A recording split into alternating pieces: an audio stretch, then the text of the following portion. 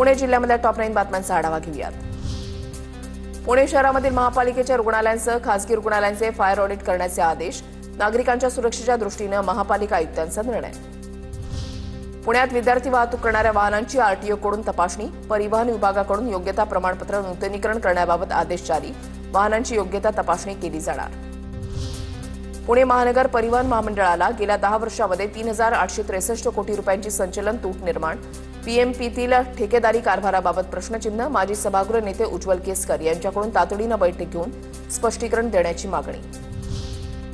पीएमपीएमएलच्या प्रवासी दरामध्ये वाढ। पहिल्याच दिवशी सरासरीपेक्षा 55 लाख रुपयांचं उत्पन्न।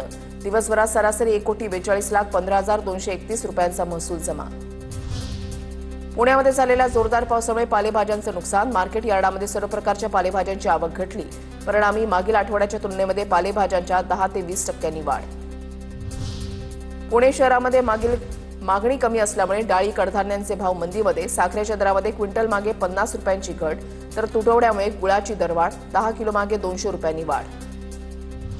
राज्यात मे महिन्यामध्ये पावसाचा नवा विक्रम। संपूर्ण राज्यामध्ये सरासरीच्या तुलनेमध्ये 1000% अधिक पावसाची नोंद। पुण्यातील फरार आरोपी निलेश चव्हाणला अटक केल्याप्रकरणी वरिष्ठ पोलीस निरीक्षक अरविंद पवार आणि गुन्हे शाखा युनिटचं अभिनंदन। नेपाळ बॉर्डरवर युनिटची कारवाई। पोलीस आयुक्त विनयकुमार चौबे यांच्याकडून युनिटचं अभिनंदन।